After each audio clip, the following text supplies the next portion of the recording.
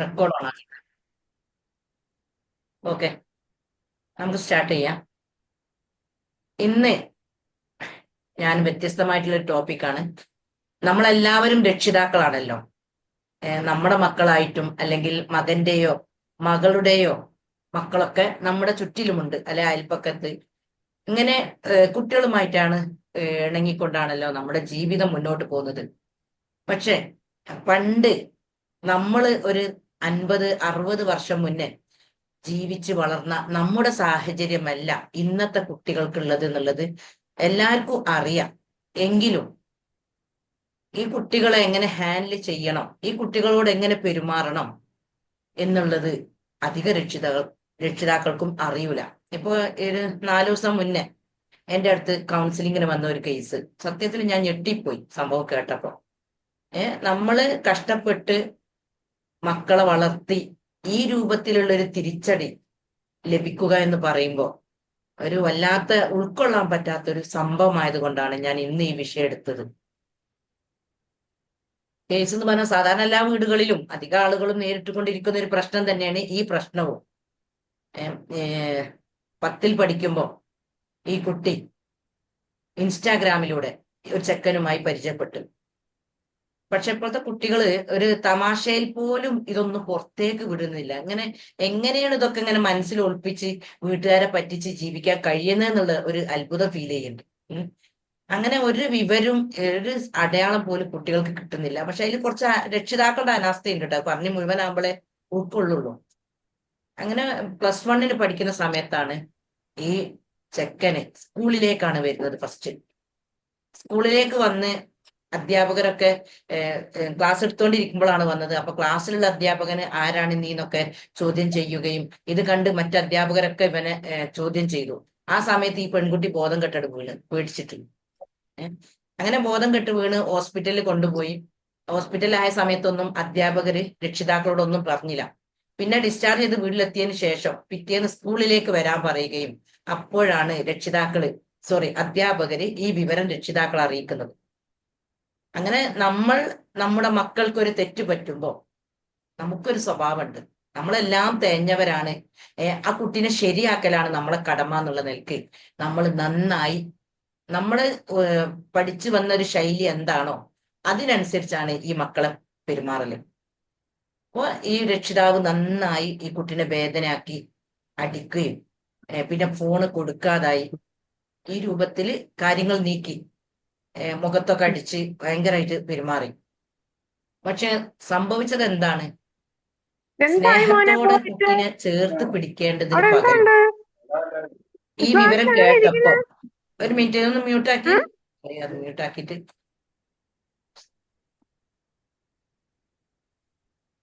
ഞാൻ ശ്രദ്ധിച്ചില്ല.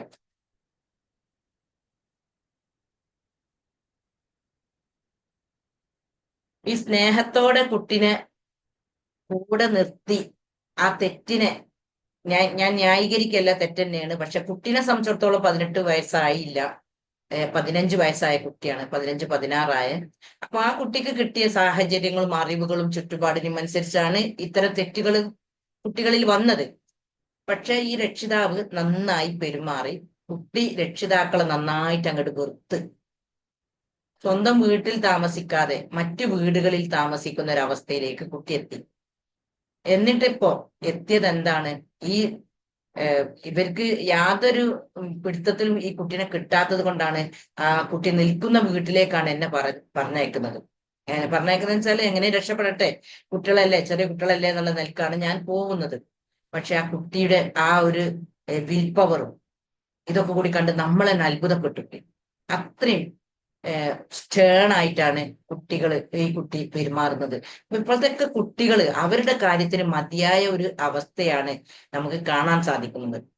അങ്ങനെ ഈ കുട്ടിനോട് ചോദിച്ചപ്പോൾ പറഞ്ഞ കുറെ കാര്യങ്ങളാണ് ഞാൻ നിങ്ങളുമായിട്ട് ഷെയർ ചെയ്യുന്നത്.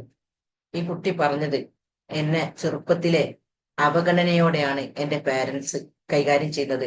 ചെറിയ കുട്ടികൾക്കൊക്കെ കൊടുക്കും, നല്ല പരിഗണന കൊടുക്കും, എന്നോട് ഒരു അവഗണനയാണെന്ന്. അതേപോലെ ഫോണ് കയ്യിൽ തന്ന് രക്ഷിതാക്കള് അങ്ങനെ പല ഫാമിലികളിലേക്കും പലയിടത്തിലേക്കും പോവും. നിന്റെ ഇഷ്ടത്തിന് ഫോണ് കൈകാര്യം ചെയ്യാൻ തന്നിട്ടല്ലേ ഞാൻ ഇങ്ങനെ ഒരു പ്രശ്നത്തിൽ പെട്ടത്. എന്നിങ്ങനെ കുട്ടിയുടെ ഭാഗത്ത് നിന്ന് രക്ഷിതാവിനെ കുറ്റപ്പെടുത്തിക്കൊണ്ട് ഒരുപാട് ചോദ്യങ്ങളാണ് തിരിച്ചു ചോദിക്കുന്നത്. അതേപോലെ ഈ കുട്ടി നിക്കാഹ് ചെയ്ത് കൊടുക്കണം എന്ന് പറഞ്ഞ് വാശി പിടിച്ചാണ് വീട് മാറി. ഈ വീട്ടിൽ നിൽക്കാൻ കുട്ടിക്ക് ഇഷ്ടമല്ല, വരുന്നുമില്ല.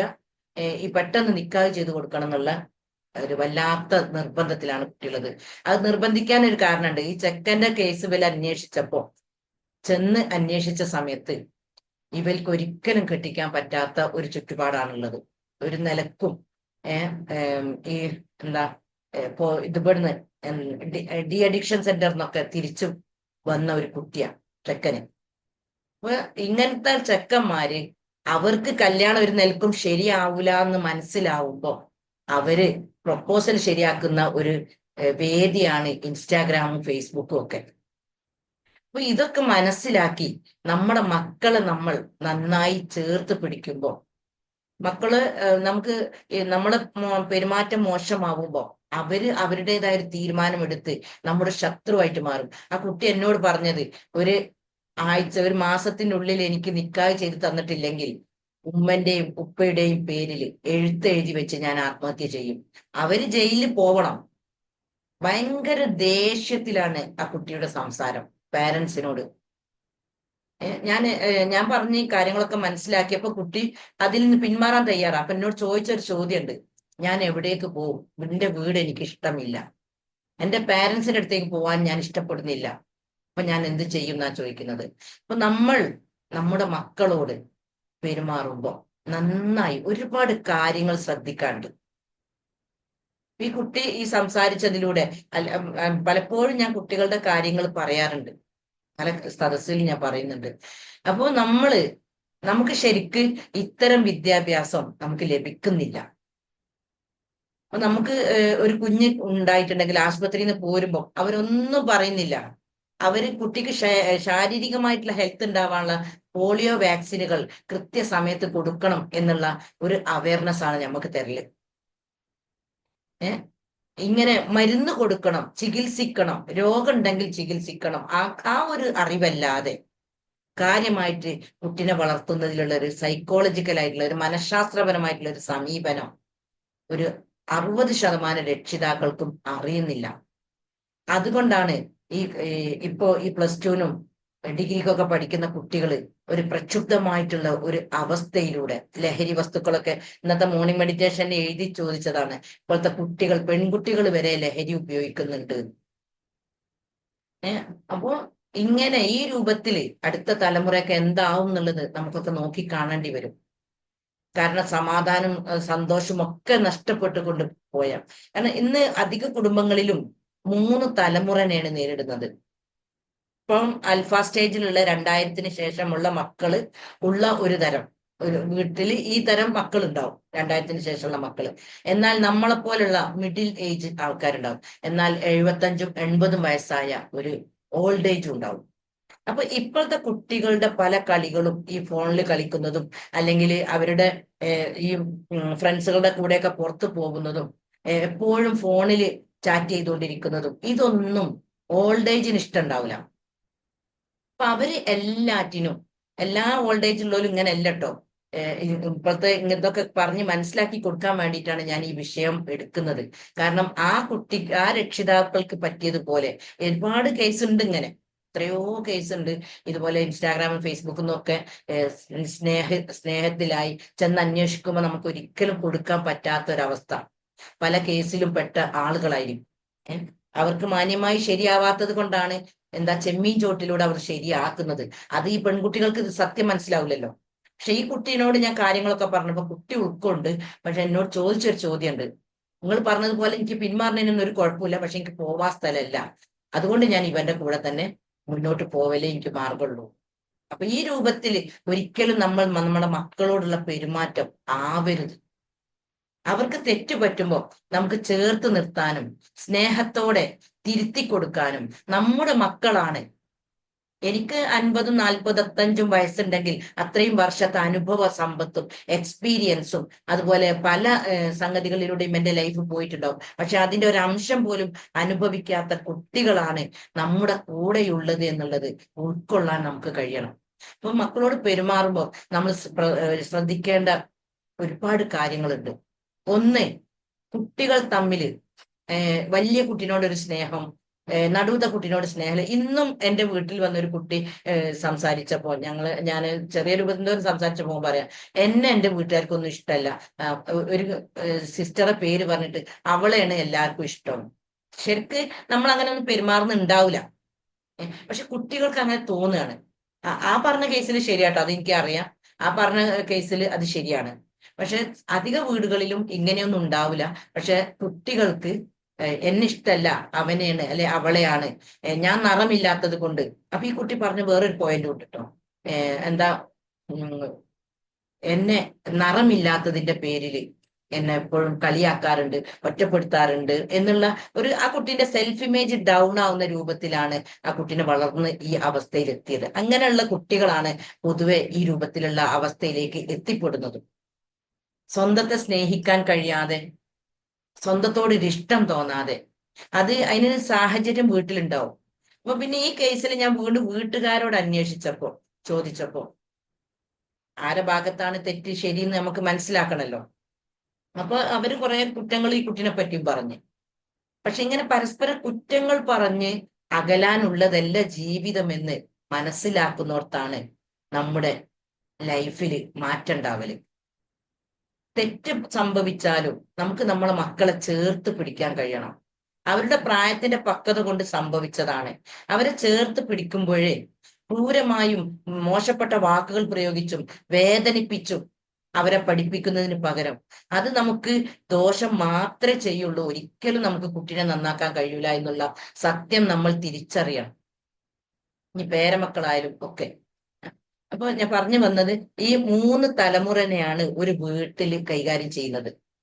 അതില് ഈ ഇപ്പോഴത്തെ കുട്ടികളുടെ പല സംഗതികളിലും ചിലപ്പോൾ നമുക്ക് ക്ഷമിക്കാനൊക്കെ കഴിയും, വിട്ടുവീഴ്ച ചെയ്യാനും, ഒരു പോവാണെ പോയിക്കോട്ടെ, ഒരു ടൈമിന് വരും എന്നൊക്കെ നമുക്കൊരു വിശ്വാസമുണ്ട്. പക്ഷെ നമ്മുടെ വീട്ടിലുള്ള മറ്റുള്ളവർ ഇങ്ങനെ ചൊറിയാനുണ്ടാവും. ഈ കുട്ടികളെ കേക്ക ചൊറിയും. അതൊക്കെ ഇവർക്ക് വിഷമമായിട്ട് നമ്മളെ മനസ്സിലാക്കുന്നില്ലല്ലോ. കാരണം ഇപ്പോഴത്തെ കുട്ടികൾ നേരിടുന്ന വലിയൊരു പ്രശ്നം എന്ന് പറഞ്ഞാല് അവരുടെ ഫ്രണ്ട്സുമായിട്ടുള്ള കണക്ഷന്. ടീനേജിന്റെ പ്രത്യേകത തന്നെ ഫ്രണ്ട്സിനോടാണ് താല്പര്യം ഉണ്ടാവല്, അതെല്ലാവർക്കും അറിയാം. അപ്പോ ഫ്രണ്ട്സ് ഒരു രൂപത്തിൽ ഇവരെ ഇങ്ങനെ പുഷ് ചെയ്യും. എന്റെ വീട്ടില് പഴഞ്ചനാണ്, എന്റെ വീട്ടുകാരൊന്നിനും സമ്മതിക്കൂല, ഈ ജല്ലത്തിന് അനുസരിച്ച് നിന്നിട്ടാണ് എനിക്കൊരു സ്വാതന്ത്ര്യം ഇല്ലാത്തത് എന്നിങ്ങനെ ഫ്രണ്ട്സിന്റെ സമ്മർദ്ദം ഒരു ഭാഗത്തു നിന്നുണ്ടാവും, പേരൻസിന്റെ വേറൊരു സമ്മർദ്ദം. എല്ലാത്തിനും സംശയമായിക്കൊണ്ടും എവിടെ പോവാൻ ചോദിച്ചാലും വിടാതെയും. ഇതില് കുട്ടികൾ ഇങ്ങനെ വിഷമിച്ച് ഒരു ഉൾവലിയുന്ന ഒരു അവസ്ഥ ഒരുപാട് കുടുംബങ്ങളിൽ കാണുന്നുണ്ട്. അപ്പൊ നമ്മൾ മാനസിക തലം പരിഗണിച്ചുകൊണ്ടല്ല നമ്മുടെ മക്കളെ കൈകാര്യം ചെയ്യല്. നമുക്ക് തോന്നുന്നത് പോലെയാണ് നമ്മൾ കൈകാര്യം ചെയ്തത്. മാനസിക തലം പരിഗണിക്കുന്നുണ്ടെങ്കിൽ നമ്മൾ ഒരിക്കലും നമ്മുടെ കുട്ടിനെ മറ്റുള്ളവരുമായി കമ്പയർ ചെയ്യൂല. അപ്പുറത്തെ കുട്ടി ഉഷാറാണ്, അപ്പുറത്തെ കുട്ടി പഠിക്കാൻ നല്ല മോനാണ്, അല്ലെ അപ്പുറത്തെ കുട്ടി എല്ലാ കലാപരിപാടികളിലും പങ്കെടുക്കുന്നുണ്ട്, പിന്നെ സമ്മാനം കിട്ടുന്നുണ്ട് എന്നൊക്കെ പറഞ്ഞുകൊണ്ട് ഒരിക്കലും നമ്മൾ താരതമ്യം ചെയ്യൂല. അതുപോലെ നമുക്ക് ദേഷ്യം പിടിച്ചാലും അല്ലാത്തപ്പോഴും ഒന്നും സാഹിത്യ പദങ്ങൾ ഉപയോഗിക്കൂല. സാഹിത്യ പദം വെച്ചാൽ നമുക്ക് ദേഷ്യം പിടിക്കുമ്പോഴുള്ള കുറെ വാക്കുകൾ ഉണ്ടല്ലോ, ഞാൻ പ്രയോഗിക്കുന്നില്ല. 4 കാലുള്ള ജീവിന്റെ പേരായിട്ടും പലതും വിളിക്കും. ഇത് ഒരിക്കലും നമ്മൾ മക്കളോട് പ്രയോഗിക്കൂല. ഒരു സംസ്കാരമുള്ള രക്ഷിതാവാണെങ്കിൽ ഒരു കാരണവശാലും ഈ രൂപത്തിൽ പെരുമാറൂല. പിന്നെ നമ്മുടെ മാനസിക സംഘർഷം ചിലപ്പോ നമ്മളെ വീട്ടില് ഞാൻ എന്റെ വീട്ടുകാരുമായിട്ട് ചിലപ്പോ എന്തൊക്കെയോ അസ്വാരസ്യത്തിലൂടെയായി പോകുന്നത്, അല്ലെങ്കിൽ എന്റെ ഭർത്താവിന്റെ വീട്ടുകാരുമായിട്ട് എന്തൊക്കെയോ പ്രശ്നങ്ങളിലൂടെ ആയിരിക്കും ഞാൻ പോകുന്നത്. ഇതിന്റെയൊക്കെ ടെൻഷനുകൾ നമ്മൾ കൊടുക്കല് ഈ നിരപരാധികൾക്കാണ്. കാരണം അവരൊന്നും ഇങ്ങോട്ട് പ്രതികരിക്കൂല. നമ്മൾ എന്തിനൊക്കെയോ ടെൻഷൻ അടിച്ച് നിൽക്കുമ്പോഴായിരിക്കും അവരിങ്ങനെ വന്ന് പലതും ചോദിക്കുന്നതും ആവശ്യപ്പെടുന്നതൊക്കെ. അപ്പോ നമ്മുടെ ദേഷ്യം മുഴുവനും അവർക്ക് അങ്ങോട്ട് ഇട്ടുകൊടുക്കും. അപ്പൊ നമ്മളൊരു കുട്ടീനെ ചെയ്യുമ്പോൾ, ഈ കുട്ടീനോട് ഈ രൂപത്തിൽ പെരുമാറുമ്പോൾ ഒരു തലമുറനോടാണ് നമ്മൾ ഈ ചെയ്യുന്നത് എന്ന് നമുക്ക് മനസ്സിലാക്കാൻ കഴിയണം. ഒരു കുട്ടിനെയാണ് നമ്മൾ ചെയ്യുന്നതെങ്കിലും മുഴുവൻ ആളുകളോടും ചെയ്തതുപോലെയാണ് നമ്മൾ പ്രവർത്തിക്കുന്നത്. ഒരു ആയത്തുണ്ടല്ലോ, ഒരു വ്യക്തിയെ നമ്മൾ ജീവിപ്പിച്ചാൽ, ഒരു പ്രതിസന്ധിയിൽ, ഒരു അപകടത്തിൽ നമ്മൾ രക്ഷപ്പെടുത്തിയാൽ മുഴുവൻ ആളുകളെയും രക്ഷപ്പെടുത്തിയതുപോലെയാണ്. അതുപോലെ ഒരു വ്യക്തിയെ നമ്മൾ വധിച്ചാൽ മുഴുവൻ ആളുകളെയും വധിച്ചതുപോലെയാണെന്ന് ഹദീസുണ്ട്, ആയത്താണെന്ന് തോന്നുന്നു, കേട്ടിട്ടുണ്ട്. അത് ഇതുപോലെയാണ് നമ്മളൊരു കുട്ടിനോടായിരിക്കും ഈ മോശമായി പെരുമാറുന്നത്, പക്ഷേ എല്ലാവരോടും പെരുമാറിയതിന് ഫലമാണ്. കാരണം ആ കുട്ടിയിലൂടെ ആ തലമുറയാണ് നശിക്കാൻ പോകുന്നത്. അതുപോലെ നമ്മളോട് ദേഷ്യമുള്ള ഒരു മനോഭാവമാണ് ഈ കുട്ടികളിൽ വളരുക. ആ കുട്ടിക്ക് മുഴുവൻ അസുഖങ്ങളും ഉണ്ടാവാൻ കാരണം ഈ നമ്മൾ പെരുമാറിയ ഈ വിഷമം ഉള്ളിലുള്ളത് കൊണ്ടായിരിക്കും. വളർന്ന് 35, 40, 50 ഒക്കെ വയസ്സാവുന്ന സമയത്ത് ഈ വ്യക്തി അനുഭവിക്കുന്ന ഒരുപാട് പ്രശ്നങ്ങൾക്ക് കാരണം നമ്മൾ കുട്ടിക്കാലത്ത് ഇവരോട് പെരുമാറിയ ഈ പേരുകളായാലും. എത്രയോ കൗൺസിലിങ്ങിന് വരുന്ന കേസിൽ എന്താണ് പ്രശ്നം എന്നറിയണമെങ്കിൽ ഇങ്ങനെ പേര് അന്വേഷിച്ച് പോകുമ്പോ അവര് പറയും, എന്റെ പേരൻസ് ഇങ്ങനെ ഷൗട്ട് ചെയ്തുകൊണ്ട്, അല്ലെങ്കിൽ സ്ട്രിക്റ്റ് ആയിരുന്നു, വരച്ച വരമേൽ നിർത്തിക്കൊണ്ടാണ് ഞങ്ങളെ വളർത്തിയത്, ഒരു സ്വാതന്ത്ര്യം തന്നിരുന്നില്ല എന്നിങ്ങനെ പറയുന്ന എത്രയോ ആളുകളുണ്ട്. അപ്പോ നമ്മൾ നമ്മുടെ മക്കളോടായാലും പേരക്കുട്ടികളോടായാലും പെരുമാറുമ്പോ നമ്മൾ അവരെ മനസ്സിലാക്കിക്കൊണ്ട്, സമൂഹത്തെ മനസ്സിലാക്കിക്കൊണ്ട്, നമ്മളെ കയ്യിൽ അവരുടെ ഒരു കയറ് വേണം. സ്വതന്ത്രമായി തുറന്നിടുന്നല്ല. ആ കുട്ടിയൊക്കെ എല്ലാം കഴിഞ്ഞിട്ടുണ്ട്, പക്ഷെ എല്ലാത്തിനും തുറന്നു വിട്ട് അവസാനമാണ് രക്ഷിതാക്കള് മേലോട്ട് നോക്കുന്നത്. ഇങ്ങനെ സ്വാതന്ത്ര്യം കൊടുക്കും ചെയ്യരുത്. നമ്മളെ ഒരു കയറുണ്ടായിക്കൊണ്ട്, ഇപ്പൊ ഫ്രണ്ട്സിന്റെ ഒക്കെ വീട്ടിലേക്കും ഫ്രണ്ട്സിന്റെ ഒക്കെ കൂടെയാണ് പോകുന്നത് എന്ന് മക്കൾ പറഞ്ഞാലും നമ്മൾ ഫ്രണ്ട്സുകളൊക്കെ നമ്പർ വാങ്ങി നമ്മൾ പോയത് എങ്ങോട്ടാണ് എന്നുള്ളത് ഉറപ്പ് വരുത്താൻ നമുക്ക് സാധിക്കണം. നമ്മുടെ ശ്രദ്ധ അവരിൽ ഉണ്ട് എന്ന് മനസ്സിലാവുകയാണെങ്കിൽ അവര് വല്ലാതെ നമ്മളോട് കളവ് പറയൂല. അവരുടെ ശ്രദ്ധ നമുക്ക് ഇല്ലെങ്കിൽ, നമുക്ക് അവരോട് ശ്രദ്ധ ഇല്ല എന്നാണ് മനസ്സിലാവുന്നതെങ്കിൽ അവര് തോന്നിയതുപോലെ ജീവിക്കും. പിന്നീട് നമുക്ക് തന്നെ പാരയാവുന്ന രൂപത്തിൽ, നമ്മുടെ ശത്രു ആവുന്ന രൂപത്തിൽ ഈ മക്കൾ ആയിത്തീരുകയും ചെയ്യും. അപ്പം ഒരിക്കലും നമ്മുടെ ശത്രു ആവുന്ന രൂപത്തിൽ നമ്മൾ നമ്മുടെ മക്കളെ വളർത്തരുത്. അങ്ങനത്തെ ഒരു അവസ്ഥയിലേക്ക് നമ്മൾ കാര്യങ്ങൾ എത്തിക്കരുത്. പിന്നെ നമ്മളെ ശത്രു ആയിട്ടുണ്ടെങ്കിൽ പിന്നെ മരണം വരെ അവർക്ക് നമ്മളെ ഉൾക്കൊള്ളാൻ കഴിയൂല. പലരും ഈ വിഷയം എന്നോട് പറയാറുണ്ട്. സ്വന്തം പേരൻസ് തന്നെയാണ് എന്റെ ശത്രു എന്നുള്ളത്. അപ്പൊ ഈ ഒരു അവസ്ഥയിലേക്ക് നമ്മൾ ഒരിക്കലും ആവരുത്.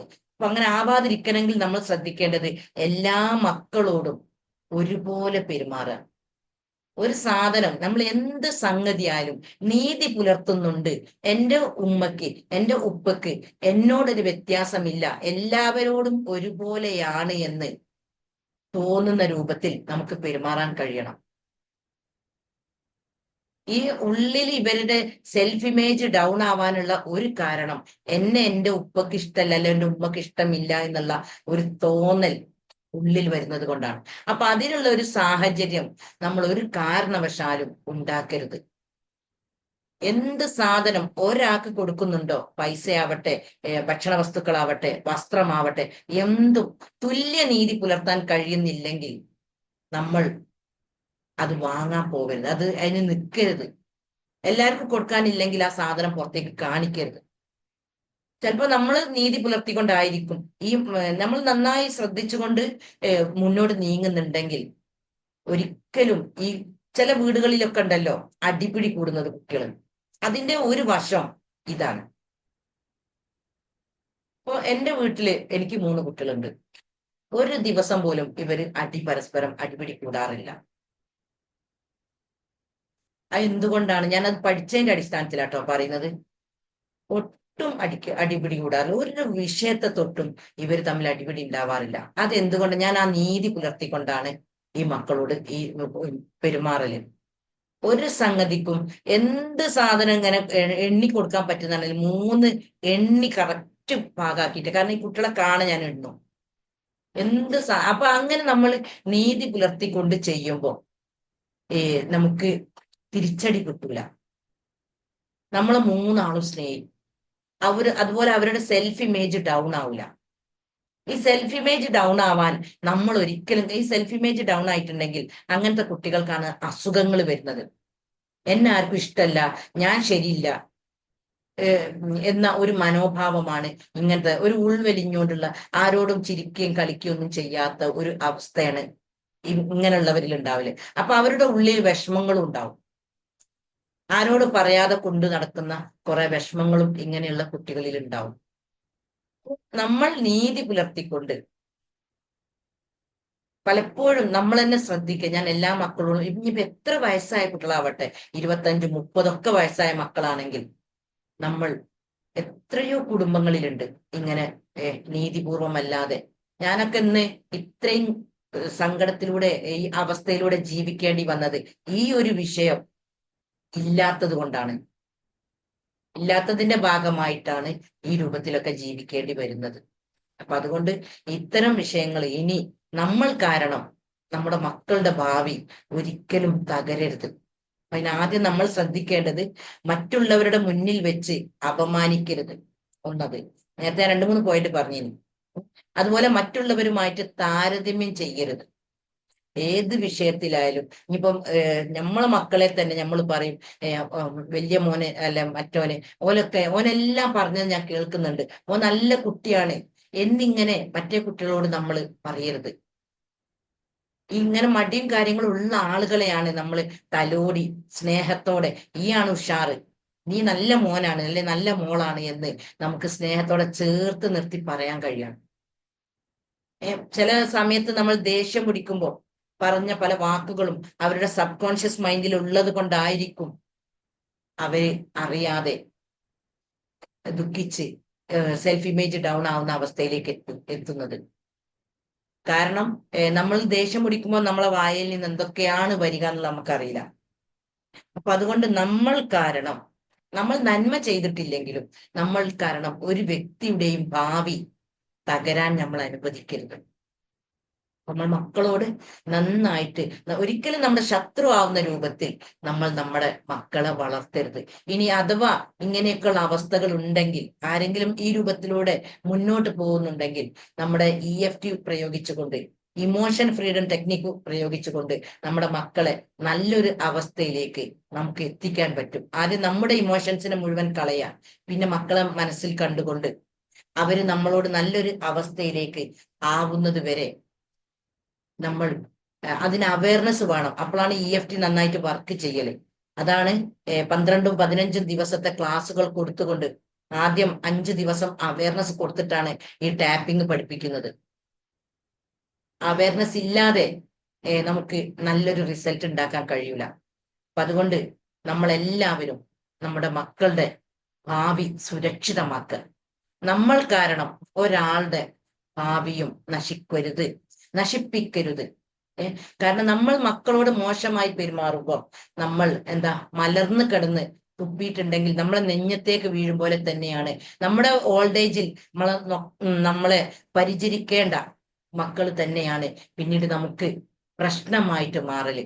അവര് സെൽഫ് ഇമേജ് ഡൗൺ ആയി അവർക്ക് ഒരുപാട് നെഗറ്റീവ് ചിന്തകൾ വന്ന് വീണ്ടും വീണ്ടും നെഗറ്റീവ് അനുഭവങ്ങളിലേക്ക് അട്രാക്ട് ചെയ്തുകൊണ്ട്, ഞാൻ കുറെ കുട്ടികളിൽ പഠനം നടത്തിയപ്പോ മനസ്സിലായ ഒരു സത്യമുണ്ട്.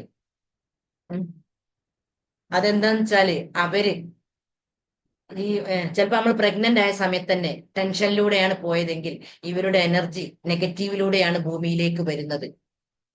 പിന്നെ വളർന്നു വരുന്നതനുസരിച്ച് ഈ ടെൻഷനുള്ള ഉമ്മമാര് ഇവരോട് മോശമായി പെരുമാറും. അപ്പൊ അങ്ങനെ പെരുമാറുമ്പോ ഇവർക്ക് വീണ്ടും വീണ്ടും ഇങ്ങനെ ഭയങ്കര വികൃതി ഉണ്ടാവും. ഇങ്ങനത്തെ കുട്ടികള് പൊതുവെ ഇങ്ങനെ ചാടി കളിച്ചുകൊണ്ട് ഒരുത്തിൽ അടങ്ങി നിൽക്കാത്തൊരവസ്ഥ ഉണ്ടാവും. അപ്പൊ നമ്മൾ വീണ്ടും ഇവരോട് ദേഷ്യം പിടിച്ച്, അങ്ങനെ അവർക്ക് ബുദ്ധി വെച്ച് വരുന്നതിനനുസരിച്ച് അവരുടെ എനർജി നെഗറ്റീവ് ആയിക്കൊണ്ടേയിരിക്കും. അങ്ങനെയാണ് ഈ +1-നും 10th-ലും 7th-ലും ഒക്കെ എത്തുമ്പോൾ 6ലും 7ലും 8ലും 10ലും ഒക്കെ എത്തുന്ന സമയത്ത് ഇവര് ഇത്തരം പ്രശ്നങ്ങളിലേക്ക് അവരുടെ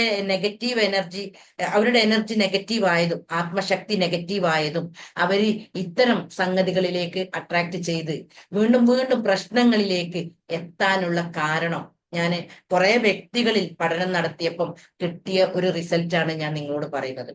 അപ്പൊ അതുകൊണ്ട് ഇനി ഏത് ഗർഭിണികളെ കാണുകയാണെങ്കിലും ഒരു കാര്യത്തിലും ടെൻഷൻ അടിക്കരുത് എന്ന് പറയാൻ നമുക്ക് കഴിയണം. അത് കുഞ്ഞിനെ ബാധിക്കും. ആ ബ്ലൂ പ്രിന്റോടൊക്കെയാണ് കുഞ്ഞ് ഭൂമിയിലേക്ക് വരിക എന്നുള്ള ഒരു തിരിച്ചറിവ് നമുക്ക് കൊടുക്കാൻ കഴിയണം. അല്ലെങ്കിൽ പിന്നീട് ആ മക്കളുടെയൊക്കെ ഭാവി ഇങ്ങനെ പ്രശ്നങ്ങളിലൂടെ പ്രയാസങ്ങളിലൂടെ അട്രാക്ട് ചെയ്തുകൊണ്ട് ലൈഫ് ഒന്നുമല്ലാത്തൊരു അവസ്ഥയിലേക്ക് എത്തും. ഇപ്പൊ ഈ +1നും +2നൊക്കെ റാഗിങ്ങിനൊക്കെ വിധേയമാകുന്ന കുട്ടികളിൽ പഠനം നടത്തിയപ്പോഴാണ് അവരുടെ പേരൻസിനോട് ചോദിക്കുമ്പോൾ അവരൊക്കെ പറയും ടെൻഷനിലൂടെ ആയിരുന്നു പോയിരുന്നത്. ഭൗതികമായിട്ട് നല്ല വീടും സാഹചര്യങ്ങളും ഒക്കെ നല്ലതായിരിക്കും, പക്ഷെ ഇതൊന്നും ആരും അറിയൂല. ഇതൊക്കെ ഞാൻ പഠനം നടത്തിയതിന്റെ അടിസ്ഥാനത്തിലാണ്. എന്തുകൊണ്ടാണ് നമ്മുടെ ഈ കേരള അന്തരീക്ഷം 97%, 97% ആളുകളും അൺഹാപ്പിയിലൂടെ പോകുന്നത് എന്ന് പഠനം നടത്തിയതിന്റെ ഭാഗമായിട്ടാണ് എനിക്ക് ഇതൊക്കെ കണ്ടെത്താൻ സാധിച്ചത്. അതുകൊണ്ട് നമ്മൾ ഒരു കുഞ്ഞിന് ജന്മം നൽകുന്നുണ്ടെങ്കിൽ ഗർഭം മുതൽക്ക് തന്നെ, ഗർഭാവസ്ഥയിൽ തന്നെ ആ കുഞ്ഞിനെ നല്ല ചിന്തകൾ കൊടുത്തുകൊണ്ട് നല്ല ഭാവിയുള്ള ഒരു കുട്ടിയാണ് എൻ്റെ വയറ്റിൽ വളരുന്നത് എന്നുള്ള ബോധത്തോടു കൂടി, അതിന് നമ്മുടെ ഹസ്ബൻഡുമാരൊക്കെ നന്നായി കെയർ ചെയ്യാറുണ്ട്, പക്ഷെ നമ്മുടെ സാമൂഹികാന്തരീക്ഷം അതിനൊന്നും ചേർന്നതല്ല. എങ്കിലും നമ്മൾ നമ്മുടെ കാര്യം ശ്രദ്ധിച്ചുകൊണ്ട് നമ്മളെ ഭാവിയാണ് നമ്മുടെ മക്കൾ എന്ന് മനസ്സിലാക്കി, സാഹചര്യം ഒത്തിട്ടൊന്നും നമുക്ക് സന്തോഷവും സമാധാനം ഉണ്ടാക്കാൻ കഴിയൂല. അതുകൊണ്ട് എൻ്റെ ഭാവിയാണ് എൻ്റെ മക്കൾ. അതുകൊണ്ട് ഞാൻ കാരണം, എൻ്റെ അറിവില്ലായ്മ കാരണം ഒരിക്കലും എൻ്റെ മക്കളുടെ ഭാവി ഞാൻ നശിപ്പിക്കുകയില്ല എന്ന് മനസ്സിലാക്കി മനഃശാസ്ത്രപരമായിട്ട് കുറച്ച് അറിവുകളൊക്കെ നേടി കുട്ടികളെ എങ്ങനെ വളർത്തണം, സ്നേഹത്തോടും പരിഗണനയോടും അഭിനന്ദിച്ചുകൊണ്ടും പരിഗണിച്ചുകൊണ്ടും ചേർത്ത് പിടിച്ചുകൊണ്ടും, അവരിൽ തെറ്റുകൾ കാണുമ്പോൾ നമ്മൾ വേഗം അടിക്കാനും വഴക്ക് പറയാനുമാണ് നമ്മൾ ശ്രദ്ധിക്കാറ്. അതൊക്കെ അവരുടെ സബ് കോൺഷ്യസ് മൈൻഡിലേക്കാണ് മുറിവായിക്കൊണ്ട് വേദനയുമായിക്കൊണ്ട് പോകുന്നത്. കാരണം കുട്ടീനെ സംബന്ധിച്ചിടത്തോളം ഇത് തെറ്റാണ് ഇത് ശരിയാണെന്ന് അറിയൂല. അത് സ്നേഹത്തോടെ തിരുത്തി കൊടുക്കുമ്പോഴാണ് അവരത് ഉൾക്കൊള്ളല്. അതിനടിക്കുമ്പോൾ അവർക്ക് അവിടെ ദേഷ്യവും വാശിയുമാണ് ഉണ്ടാവുന്നത്. അപ്പൊ ഇങ്ങനെയൊക്കെ മനസ്സിലാക്കി ഇപ്പൊ നമുക്കൊന്നും ചെറിയ കുട്ടികളില്ലെങ്കിലും ഭാവിയിൽ ഉണ്ടാവും, നമ്മളെ വീട്ടിൽ ഉണ്ടാവാനുള്ള സാധ്യതകൾ ഉണ്ടെന്നും മനസ്സിലാക്കി ഇത്തരം കാര്യങ്ങൾ നമ്മൾ നന്നായി ശ്രദ്ധിക്കുക. കാരണം നമ്മുടെ രാജ്യത്തിന്റെ ഭാവിയാണ് നമ്മുടെ മക്കൾ എന്ന് പറഞ്ഞത്. നമ്മുടെയും ഭാവിയാണ്, നമ്മുടെ രാജ്യത്തിന്റെയും ഭാവിയാണ്. അതുകൊണ്ട് അവര് നല്ല മെന്റൽ ഹെൽത്തോടെ മാനസികാരോഗ്യം സ്ട്രോങ് ആയിക്കൊണ്ട് വളർന്നെങ്കിൽ മാത്രമേ നമുക്ക് ഉപകരിക്കുകയുള്ളൂ, നമ്മുടെ നാടിനും ഉപകരിക്കുകയുള്ളൂ. അതുകൊണ്ട് അവരുടെ മാനസികാരോഗ്യം വളരെ പ്രധാനമാണ്. അവർക്ക് തെറ്റ് പറ്റുമ്പോഴാണ് നമ്മൾ അവരെ ചേർത്ത് നിർത്തേണ്ടതും അവർക്ക് വേണ്ടതൊക്കെ ചെയ്തു കൊടുക്കേണ്ടതും. ഈ തെറ്റ് പറ്റുമ്പോഴാണ് നമ്മളിൽ പിഴവ് വരുന്നത്. നമ്മൾ അവരെ ശരിയാക്കാൻ വേണ്ടി നടത്തുന്ന മുഴുവൻ പ്രവർത്തനങ്ങളും അവരെ കൂടുതൽ കൂടുതൽ തെറ്റിലേക്ക് നീക്കുന്ന രൂപത്തിലാണ് ഉണ്ടാവല്. അതുകൊണ്ട് അവർക്ക് തെറ്റ് പറ്റുമ്പോ സാരമില്ല, കുട്ടികളാകുമ്പോ അതൊക്കെ സംഭവിക്കും. അതുകൊണ്ട് മോൻ നല്ല ഉഷാറാണ്, നല്ല മോളാണ്, നിനക്ക് നല്ല ഭാവിയുണ്ട്, നിനക്ക് ഉയർന്നുയർന്ന് നല്ലൊരു അവസ്ഥയിൽ എത്താൻ കഴിയും, എനർജറ്റിക് ആണ്, നല്ല ഭംഗിയുണ്ട് എന്നൊക്കെ നമ്മൾ വെറുതെ പറഞ്ഞു വിചാരിച്ച് മക്കൾക്ക് ഒന്നും സംഭവിക്കില്ല.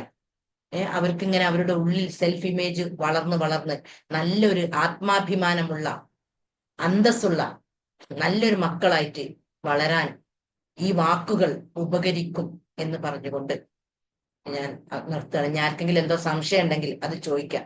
ഒരു 5 മിനിറ്റ് എന്തെങ്കിലും ചോദിക്കാനുണ്ടോ? Recording of ആക്കണോ? ഇത്തരം ക്ലാസ്സുകളിലൂടെ ഇങ്ങനെ അറിവ് കിട്ടുന്നതിന്റെ ഭാഗമായിട്ട് ഇത് ഉപകാരപ്പെടുന്നുണ്ടോ ഇത്തരം ക്ലാസ്സുകൾ?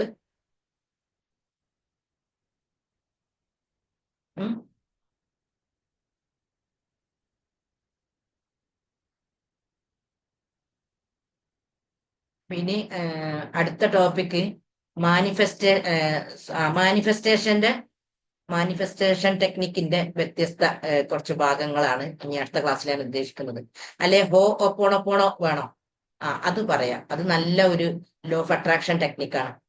ഹോ ഒപ്പോണോപ്പോണോ അതിന്റെ പശ്ചാത്തലവും കാര്യങ്ങളൊക്കെ അടുത്ത ക്ലാസ്സിൽ നമുക്ക് പറയാം കേട്ടോ. ഓക്കെ,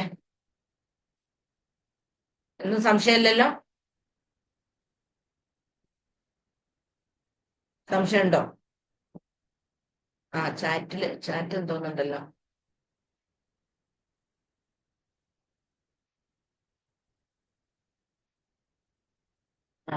അൽഹംദുലില്ലാ.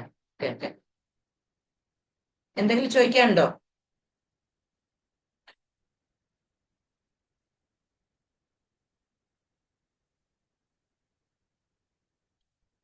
ഇല്ല, ഞാൻ ഓഫാക്കട്ടെ. അടുത്ത ക്ലാസ് ഇതുപോലെ ഞാൻ പോസ്റ്റർ ഇടും ഗ്രൂപ്പിൽ. അപ്പൊ നിങ്ങൾ മനസ്സിലാക്കി കയറാം കേട്ടോ. ഓക്കെ.